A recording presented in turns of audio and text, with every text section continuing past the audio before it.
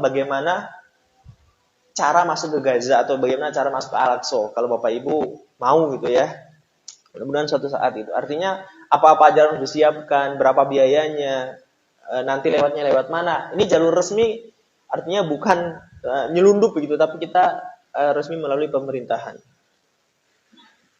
Ikhwani fillah azhar, kembali lagi ke Andalusia tadi. Bandingkan dengan sejarah Andalus. Ketika Andalusia dikuasai oleh kaum muslimin, kemudian muslimin pergi dari Andalus, sungguh peradaban Islam masih terlihat bagaimana hari ini. Masjid-masjid, keagungan Islam di sana, lembaga-lembaga pendidikan, perpustakaan, menara-menara besar yang dulu menjadi mercusuar keislaman masih ditinggalkan hari ini di sana. Di antaranya adalah Ustadz Tengku Azhar, mungkin Bapak Ibu tahu ya. Kemudian Ustadz Restu Sugiharto. Nanti ada satu perwakilan dari Yamal Cinta Al-Aqsa untuk menemani penyaluran bantuan di wilayah kamp pengungsian Yordania dan Al-Aqsa. Dan satu lagi insya Allah kalau Allah takdirkan, kalau dan Allah mudahkan, saya untuk penyaluran di wilayah Gazanya. Karena dua jalur ini jalur yang berbeda. Kalau Bapak Ibu relawan ada yang mau berminat ikut bareng para ustadz tadi untuk menyalurkan langsung, baik nitip donasi ke beliau boleh, atau berangkat langsung ke sana. Bapak Ibu mau berangkat juga boleh, atau perwakilan Masjid Nur Bira mau berangkat juga, kami sangat terbuka ya. Nanti tinggal komunikasi dengan staf Amal Cinta Al-Aqsa di belakang untuk teknisnya. Ini informasi dari kita untuk kita semua. Bapak-Ibu sekalian, saya sengaja meminta kepada panitia untuk tidak menggunakan moderator karena pengalaman di bulan lalu itu waktunya kita sempit ya, pada maghrib sampai isya, sedangkan materi saya cukup panjang sehingga saya harus kebut, saya nyampaikan nggak nyaman, Bapak Ibu dengarnya juga buru-buru sehingga majelis ilmu jadi kurang berkah. Saya khawatir seperti itu karena ngebut gitu. Jadi pada kesempatan kali ini saya langsung handle sendiri dari awal sampai akhir. Semoga semakin pelan-pelan kita menyampaikan materinya sehingga bisa masuk ke dalam hati kita masing-masing. Bapak-Ibu sekalian, tema yang diberikan kepada saya adalah peradaban yang dipergulirkan. Kita tahu bahwa sebuah bangsa itu kalau mereka dalam kondisi yang sulit, maka bangsa ini akan melahirkan orang-orang yang hebat. Kalau bangsa ini penuh dengan orang-orang yang hebat, maka bangsa ini akan berada pada puncak kejayaannya. Kalau sebuah bangsa sudah berada di puncak kejayaannya, maka yang lahir justru adalah orang-orang yang lemah. Kalau sebuah bangsa sudah banyak orang-orang yang lemah, maka yang lahir selanjutnya adalah kondisi yang sulit. Seperti itu terus, Pak. Peradaban dipergulirkan oleh Allah Subhanahu wa taala sejak zaman Nabi Adam sampai hari ini. Peradaban muslim maupun peradaban kafir sama semua. Nanti coba saya akan buka sejarah. Ternyata memang peradaban ini dipergulirkan antara umat Islam yang menang, berada di puncak kejayaannya, lalu yang lahir dari Kesultanan Islam adalah orang-orang yang justru cinta dunia dan takut mati, sehingga menyebabkan kelemahan terhadap kesultanan itu sendiri. Dari kelemahan itu akhirnya terjajah oleh kafir, menyebabkan kondisi umat Islam semakin sulit. Dari kondisi sulit melahirkan orang-orang yang kuat lagi, sehingga melahirkan bangsa yang hebat. Dan seperti itu selalu bergulir. Nah, kita tinggal menganalisa, kira-kira kita sedang berada di fase yang mana? Sehingga apa yang harus kita upayakan sekarang? Saya sampaikan tadi, baik ini peradaban kafir maupun muslim, Pak. Sebagai satu contoh, dulu, siapa yang nggak kenal Yunani? Coba? Yunani, negara mercusuar keilmuan. Filosof banyak lahir dari Yunani. Ilmu-ilmu kedokteran bahkan banyak sampai hari ini ditulis dengan bahasa-bahasa Yunani. Plato, Aristoteles, Pythagoras, semuanya dari sana, Pak, dari Yunani. Bahkan kita belajar ilmu itu kepada mereka. Peradaban ilmu Yunani menguasai keilmuan dunia. Tapi lihat Yunani hari ini, Pak. Kalau Bapak Ibu atau teman-teman sekalian buka peta, Yunani menjadi salah satu negara termiskin, nyaris bangkrut, bahkan luasnya tidak lebih dari wilayah Jawa Barat. Yunani hari ini. Padahal Yunani pernah menjadi peradaban ilmu dunia. Tapi dipergulirkan oleh Allah Subhanahu wa taala. Kemudian Mongolia. Mongolia, siapa yang tidak tahu dengan kekejamannya ya? Dulu ketika awal-awal Ketika awal-awal Kesultanan Turki Utsmani mau mendeklarasikan kesultanannya, salah satu musuh terbesarnya adalah Mongol, yang saat itu sudah menggerogoti wilayah kekuasaan Kesultanan Seljuk. Mongol mempengaruhi hampir 2/3 belahan dunia. Hari ini, kalau Bapak Ibu buka peta, Mongolia itu hanya satu wilayah kecil yang terhimpit antara luasnya wilayah Cina dan Rusia. Dibuka terlihat. Hari ini hampir nggak terdengar lagi wilayah atau negara Mongol itu di mana gitu ya. Padahal dulu mempengaruhi kekuasaan itu hampir 2/3 belahan dunia. Itu Mongol. Romawi juga demikian, karena dulu peradaban manusia dipecah menjadi 2 imperium besar ya. Wilayah barat yang banyak dikuasai oleh Romawi, wilayah timur banyak dikuasai oleh Persia. Dua-duanya juga hancur. Mereka hancur karena banyak sebab sebenarnya. Nah, tinggal kita bagaimana mempelajari itu. Maka hari ini saya mau mencoba mempelajari satu peradaban Islam. Karena kalau kita breakdown dari awal, Pak, dari mulai Rasulullah, tadi saya sampaikan, kondisi Rasulullah di Mekah itu kondisi yang sulit. Kondisi yang sangat terhimpit. Budak yang masuk Islam dicambuk, dibunuh mereka. Sampai-sampai Rasulullah akhirnya terjadi peristiwa Isra Mi'raj itulah ya. Karena beliau sangat sedih dengan meninggalnya 2 orang tercintanya, yaitu Abdul Muthalib dan Khadijah radhiyallahu anha. Itu dalam satu waktu, dalam 1 tahun itu ya. Sehingga Allah hibur Rasulullah dengan Isra Mi'raj di bulan Rajab ini. Itu kondisi muslim sulit itu. Sampai Bani Hashim pernah diboikot di negerinya sendiri, di tanah airnya. Tetapi kondisi yang sulit itu akhirnya melahirkan generasi-generasi hebat. Lahirnya Abu Bakar As-Siddiq, lahirnya Umar bin Khattab, lahirnya Abdullah bin Mas'ud, lahirnya Ali bin Abi Thalib, dan seterusnya. Banyak sekali as-sabiqun al-awwalun yang mengawali dakwah Islam itu. Itu lahir dari kondisi sulit. Bagaimana seorang Bilal yang sangat mudah dikalahkan oleh Wahsy, budaknya Hidun saat itu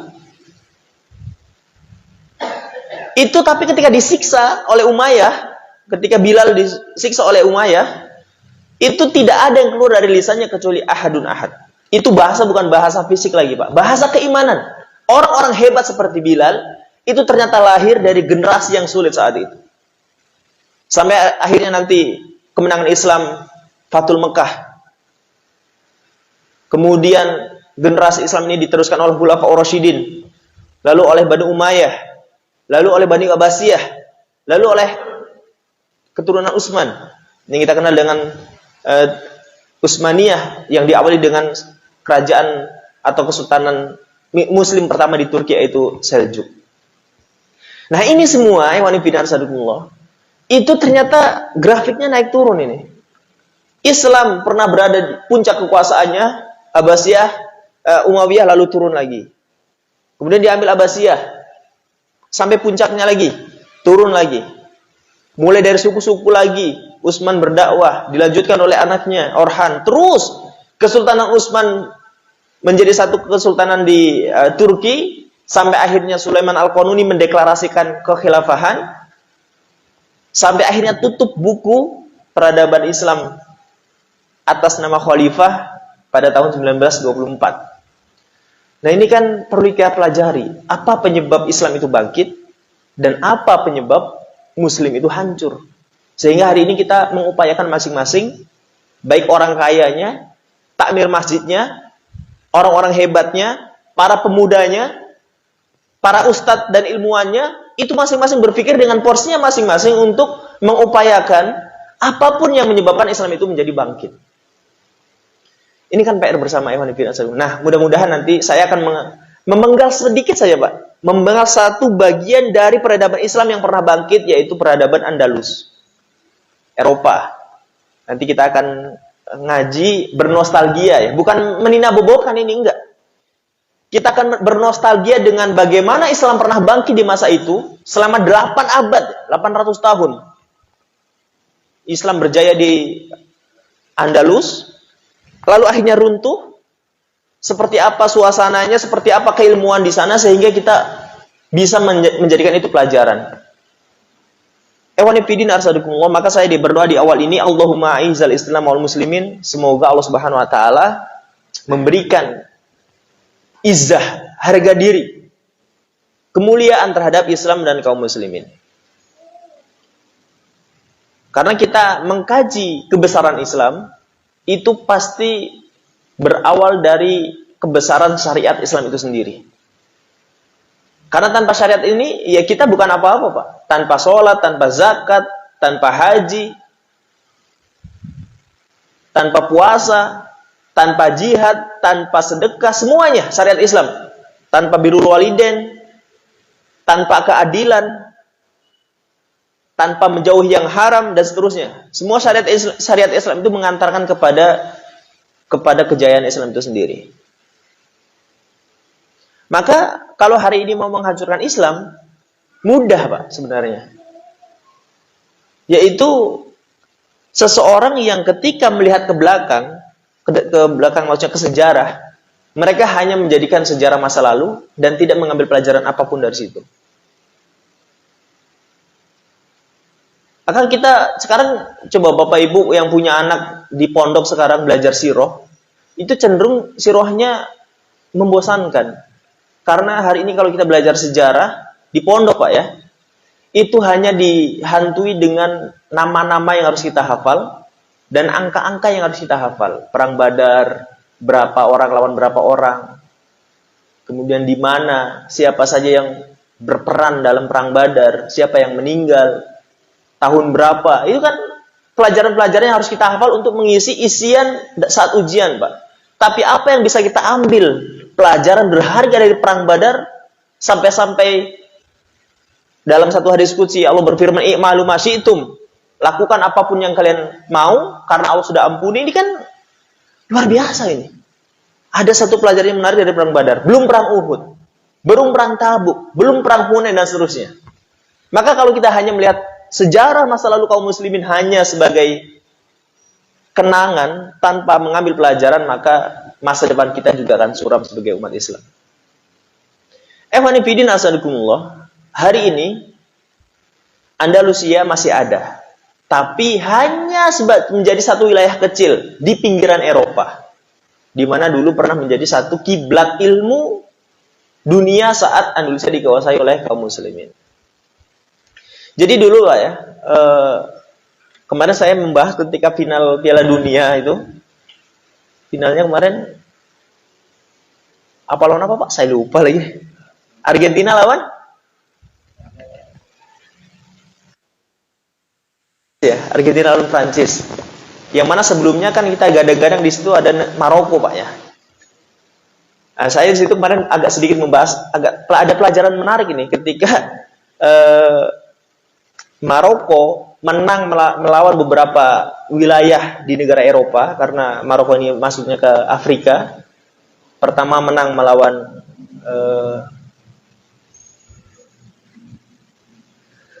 Spanyol, Pak ya. Kemudian menang juga lawan Portugal, tapi akhirnya kalah melawan Prancis. Sama dulu juga gitu, Pak. Dulu ketika Tariq bin Ziyad mau menaklukkan Eropa, di mana gurunya Tariq bin Ziyad, Musa bin Nusair saat itu, beliau membaca satu riwayat bahwa nanti Konstantinopel, ini jauh sebelum Utsmani berarti, Pak, sebelum Muhammad Al-Fatih. Nanti Konstantinopel akan ditaklukkan melalui wilayah laut.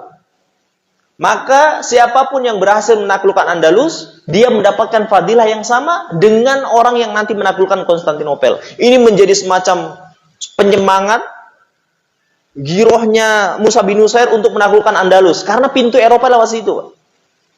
Maka kalau boleh saya katakan, Konstantinopel tidak akan ditaklukkan, karena ini nubuat ya, kalau tidak dibuka juga pintu masuknya Islam melalui Eropa, Andalus tadi itu.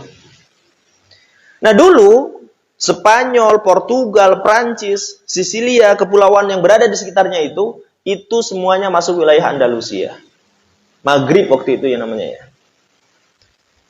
Namun, pengaruh dari kaum muslimin di sana itu sampai kemana-mana. Dan yang menaklukkan Andalusia bukan orang Arab. Yang menaklukkan Andalusia adalah orang Afrika, yaitu Tariq bin Ziyad dan bala tentaranya di bawah komando Tariq bin Ziyad, tapi berdasarkan nasihat dan arahan dari Musa bin Nusair. Mulai dari tahun 92 Hijriah, pertama masuk ke wilayah Andalusia, sampai nanti keluar, artinya tutup buku peradaban Andalus, Muslim Andalus itu di tahun 897 Hijriah. Berarti kan 800 tahun lebih sedikit itu. Dari 92 sampai 897. 85 tahun, 800 tahun lebih 5 tahun kurang lebih. Lebih dari 8 abad. Saat itu masih kekuasaan Bani Umayyah. Jadi transisi dari kekhilafan Ali bin Abi Thalib masuk ke dilanjutkan oleh keturunan Umayyah saat itu, Bapak Ibu sekalian. Nah, di mana saat itu dua tokoh utama dalam penaklukan Andalus adalah Tariq bin Ziyad, yang sampai hari ini nama Tariq bin Ziyad masih dipakai untuk memberi nama selat Gibraltar ya.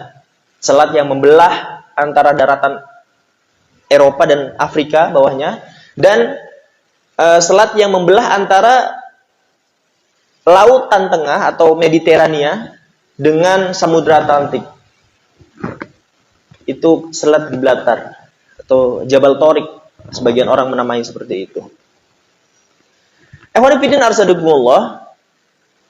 Jadi hingga nanti pergantian dinasti baru, yaitu dari Umayyah ke Abbasiyah, yaitu pindah ke Baghdad, ke Irak. Karena Umayyah sebelumnya di Damaskus, kemudian pindah ke Baghdad, ke Irak pada masa dinasti Abbasiyah. Nah, dalam hal ini, Bapak sekalian, Andalusia punya 3 fase besar. Kebesaran Andalusia mau kita belajar dari situ. Pertama, fase di mana umat Islam masuk pertama kali ke wilayah Eropa, sampai nanti berakhirnya dinasti Umayyah, Bani Umayyah. Kemudian fase kedua adalah perpecahan negeri Andalus itu sendiri. Jadi negeri Andalus yang berada di bawah kekuasaan Islam pecah. Itu juga kita akan pelajari kenapa sebabnya. Kemudian kebesaran Granada. Karena saat itu sebagian besar wilayah jatuh ke tangan orang Kristen kecuali wilayah Granada. Sebagai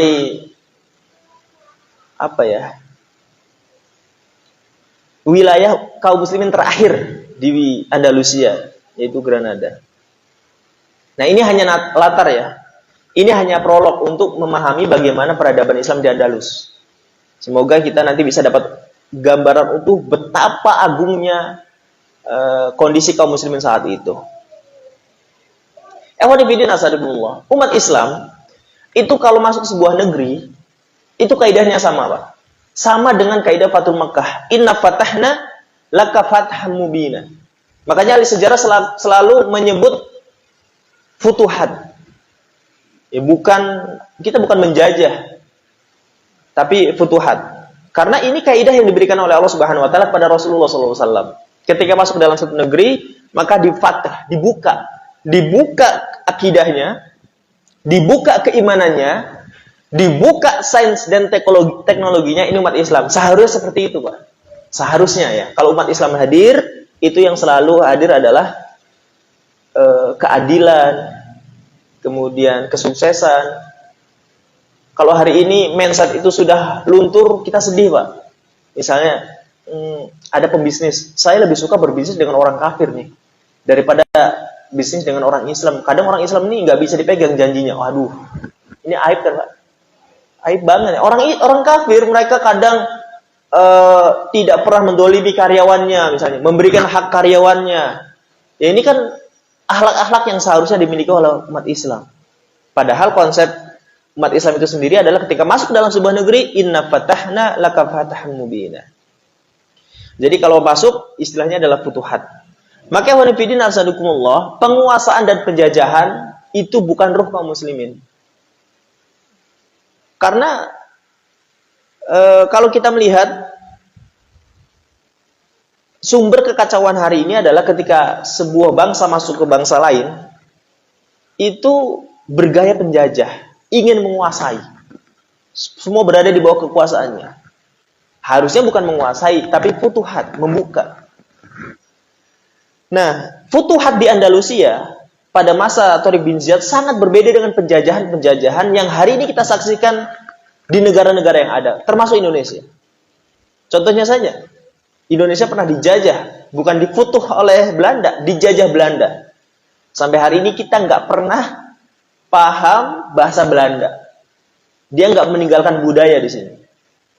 Bangunan-bangunan, ya palingan di sebagian kecil aja, itu pun sisa-sisa dari orang Belanda yang bukan ditinggalkan. Gitu ya, karena mereka datang itu hanya mengeruk kekayaan, dibawa ke negara mereka. Mengeruk kekayaan Indonesia, dibawa ke negara mereka. Islam hadir nggak seperti itu, Pak. Islam datang mencerdaskan Andalus, membuka pemikiran Andalus, kemudian sampai-sampai seorang ilmuwan dari Italia mengatakan kalau Islam dulu telat datang ke Andalus, ke Eropa, maka peradaban Eropa akan tertunda ratusan tahun. Nah, ini analisa dari para ilmuwan Eropa, Pak ya. Artinya datangnya Islam ke Andalus betul-betul membawa perubahan yang luar biasa dalam peradaban orang-orang Eropa. Palestina lah contohnya, karena kita sekarang fokus lembaga amal cinta Al-Aqsa fokus ngurusin Palestina juga. Bapak Ibu, orang Gaza nggak bisa ke Al-Aqsa. Ini masalah luar biasa. Nanti mudah-mudahan kita bisa punya sesi eksklusif, Pak, bagaimana cara masuk ke Gaza atau bagaimana cara masuk ke Al-Aqsa. Kalau Bapak Ibu mau gitu ya. Mudah-mudahan suatu saat itu. Artinya apa-apa aja harus disiapkan, berapa biayanya, nanti lewatnya lewat mana. Ini jalur resmi. Artinya bukan nyelundup begitu, tapi kita resmi melalui pemerintahan. Wanifidin azharumullah, kembali lagi ke Andalusia tadi. Bandingkan dengan sejarah Andalus. Ketika Andalusia dikuasai oleh kaum muslimin, kemudian muslimin pergi dari Andalus, sungguh peradaban Islam masih terlihat bagaimana hari ini. Masjid-masjid, keagungan Islam di sana, lembaga-lembaga pendidikan, perpustakaan, menara-menara besar yang dulu menjadi mercusuar keislaman masih ditinggalkan hari ini di sana. Bahkan Jazirah Syam, Arab Syam itu ya. Syam itu kan sebenarnya bukan masuk wilayah Arab. Tapi kenapa orang-orang Syam ngomongnya bahasa Arab? Bahkan orang Andalus, mereka paham bahasa Quran. Karena ketika umat Islam masuk, mereka meninggalkan Quran, meninggalkan ilmu, meninggalkan bahasa, meninggalkan peradaban. Sehingga wajar kalau misalnya hari ini di beberapa wilayah yang non-Arab, bahasa mereka adalah bahasa Arab. Karena peradaban Islam itu sendiri. Tadi saya bandingkan dengan Indonesia ya. Indonesia, kita nggak dapat apa-apa dari penjajahan baik Jepang maupun Belanda. Karena beda antara konsep tuhat yang dibawa oleh kaum muslimin. Bahkan kalau tidak keluar peraturan pada tahun 1499, maka sampai hari ini 1499 itu peraturan bahwa orang-orang Spanyol dilarang ngomong bahasa Arab, Pak. Itu keluar peraturan 1499. Kalau tidak ada larangan tahun 1499, sampai hari ini orang Spanyol ngomongnya bahasa Arab. Dari bekas peninggalan peradaban Andalusia. Nah, ini saya akan sampaikan beberapa gambaran keagungan Andalusia saat itu. Yang pertama, dari bidang ilmu. Jadi ketika Tariq bin Ziyad atau Islam bangun pertama kali adalah peradaban ilmu. Yaitu sesuai dengan al-alaqnya. Iqra bismi rabbikal ladzi khalaq. Pertama kali diturunkan oleh Allah Subhanahu wa taala kepada Rasulullah adalah tentang ilmu. Maka ini juga yang menjadi poin pertama yang dibawa oleh Tariq bin Ziyad dalam membuka wilayah Andalusia. Karena kalau ilmu syariat sudah dibuka, Jadi dibuka dulu ilmu syariat, baru setelah itu dunia. Ilmu teknologi, kedokteran, arsitektur, dibangun dan dibuka sebesar-besarnya di wilayah Andalusia, tetapi setelah ilmu Qur'annya kuat ditanamkan di sana. Ini luar biasanya, Pak. Karena dulu sebelum orang Eropa itu masuk Islam, mereka hidup dalam penuh kegelapan, baik kegelapan akidah maupun kegelapan suasana, Pak. Karena lampu nggak ada di sana dulu sebelum Islam masuk. Jadi gelap, betul-betul gelap, gelap secara bahasa maupun gelap secara istilah. Gelap akidahnya, gelap rumahnya. Itu sebelum Islam masuk ke Eropa. Dan mereka hidup dengan cara yang barbar. Bahkan mereka tidak tahu bagaimana cara buang air. Artinya mereka nggak punya konsep toilet dan lain sebagainya. Itu orang apa saat itu ya. London, kalau yang hari ini kita berasa bangga banget kalau misalnya kita sampai ke London itu, Pak ya. Saya pernah ke London itu. Dulu itu hanya kumpulan dari gubuk-gubuk kumuh yang penghuninya sangat kotor, jauh dari ilmu, jauh dari kebaikan. Islam datang merubah semuanya. Itu Andalusia. Betul-betul membawa keberkahan ke daratan Eropa secara keseluruhan. Jadi kita tidak bicara tentang Amerika ya. Amerika kan baru belakangan ini. Jauh sebelum Amerika sudah duluan Eropa waktu itu. Untuk bangkitnya. Amerika baru belakangan ini. Ini kita mundur lagi ketika Andalusia berada di dalam kekuatan kaum muslimin. Jadi kalau boleh saya katakan, kebangkitan Amerika itu serpihan, kalau boleh saya, itu serpihan dari sisa-sisa peradaban umat Islam di Andalus. Kalau mau lihat sejarah seperti itu, tapi karena hari ini kita terlalu silau dengan Amerika, dengan Eropa, gitu ya. Sehingga kita terkadang lupa bahwa Islam yang membuka itu semua. Lagi-lagi saya menyampaikan ini bukan sebagai meninakbaukan kita bahwa kita pernah punya masa lalu yang indah, Pak ya, dengan peradaban ini. Tapi kita harus bangga dengan Islam dan gak minder. Karena itu semua dibuka dari peradaban Islam. Maka kalau hari ini ada orang yang beranggapan bahwa Islam itu kalau hadir mengganggu pemahaman, kemudian mengganggu peradaban lain, maka mereka nggak tahu tentang Islam. Saya nggak maulah kalau Islam masuk ke sini, karena kalau Islam datang, kita terganggu. Enggak. Kalau konsepnya benar, sebagaimana Rasul mengajarkan, konsep kalau Islam itu masuk ke wilayah, sebuah negeri, sebuah wilayah, maka luar biasa. Saya pernah masuk kemarin, tahun 2017, saya relawan di Rohingya, Pak. Jadi, di Rohingya itu kan ulamanya udah nggak ada. Mereka semuanya udah dieksekusi duluan. Tinggal rakyat-rakyat yang pemahaman agamanya dangkal. Sehingga untuk bangkit untuk melawan, mereka nggak punya ruh.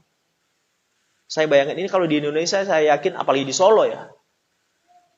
Sebagai, ya saya tahu, saya dari Pekanbaru, saya tahu Solo itu secara umum di Indonesia menjadi salah satu pusat contoh keislaman. Kegiatan itu di Solo. Kalau di Solo demo, bisa jadi di luar wilayah demo. Contohnya masalah Quran kemarin yang dibakar itu ya. Tapi kalau Solo nggak demo, apalagi di wilayah lain, itulah kurang lebihnya, Pak. Ini kalau di Indonesia pasti melawan ini orang Indonesia nih dengan kondisi seperti itu, Pak. Makanya dulu orang-orang Rohingya banyak yang lari ke Bangladesh jalan kaki, 3 bulan Pak jalan kaki. Banyak yang lari ke wilayah nyebrang laut, mereka mengadu nasib di lautan, kalau selamat alhamdulillah, kalau enggak ya biarin, karena kalaupun dia tetap tinggal di dalam, itu nggak tahu nasibnya sampai kapan, sehingga terdampar di Aceh dan lain sebagainya. Nah itu, Islam dari suku Burma, yang merupakan kerajaan Islam di Myanmar, itu dihancurkan melalui ulama-ulamanya, sehingga tidak ada ruh untuk mempertahankan keimanannya dari saudara-saudara kita yang diarahkan tentunya. Nah, ini kalau misalnya kita masuk ke sana membawa Islam, ini luar biasa. Yang seperti diajarkan oleh Rasulullah, bahwa kita masuk ke dalam sebuah negeri membawa konsep inna fatahna laka fatan mubina. Itu yang pertama ya, tentang keilmuan. Di antaranya nih, misalnya ada ilmu tafsir, fikih, Bahkan di masing-masing bab dalam ilmu terdapat ulama-ulama terkenal yang mana asal mereka adalah dari Andalus. Contohnya ilmu Quran. Ada Imam Asy-Syatibi. Beliau nulis kitab namanya bahkan ilmu qiraah kita itu kan ada jalur yang nyambungnya sanad qiraahnya melalui Imam Asy-Syatibi. Gitu ya. Itu dari orang Andalus itu, Pak.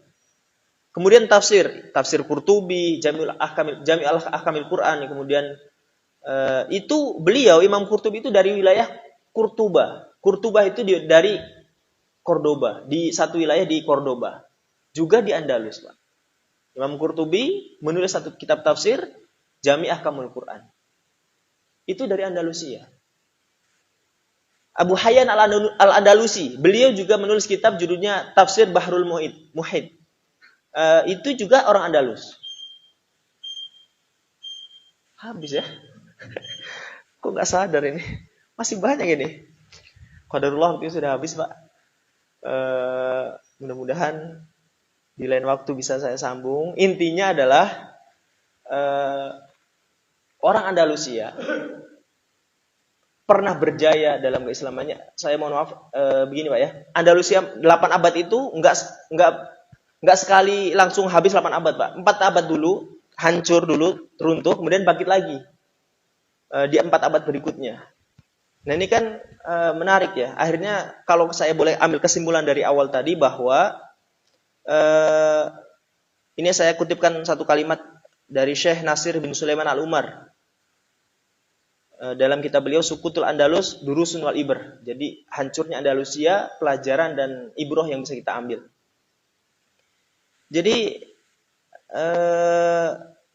ulama menyampaikan bahwa sebab hancurnya Andalus itu banyak. Penyebab hancurnya Andalus itu banyak. Tapi nomor satu mereka sepakat semuanya. Ketika Andalusia saat itu jauh dari Quran dan Sunnah.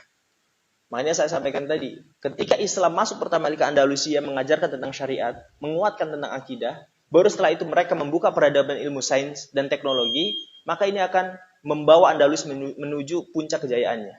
Tapi ketika orang-orang Andalus sudah mulai meninggalkan Quran dan Sunnah, ilmu syariat, dan selalu sibuk dengan ma doharo ya'lamu ma doharo minha,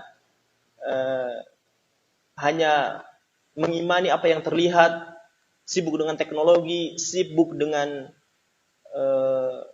apa yang terlihat saja dari ilmu dunia dengan meninggalkan akhirat, maka ini menjadi awal kehancuran Andalus. Maka kalau hari ini kita mau membangkitkan kembali peradaban Islam, sekolah-sekolah Islam, sekolah-sekolah tahfidz, pendidikan-pendidikan Quran, pendidikan-pendidikan akidah, pondok-pondok pesantren, ketika semuanya itu diupayakan untuk memperbaiki generasi bangsa, maka mudah-mudahan itu menjadi salah satu upaya. Kita tidak bisa langsung menuju puncak peradaban, tapi minimal itu kita awali dari keluarga kita, dari anak-anak kita, dari lingkungan kita, dari masjid jamaah sholat kita, dan seterusnya.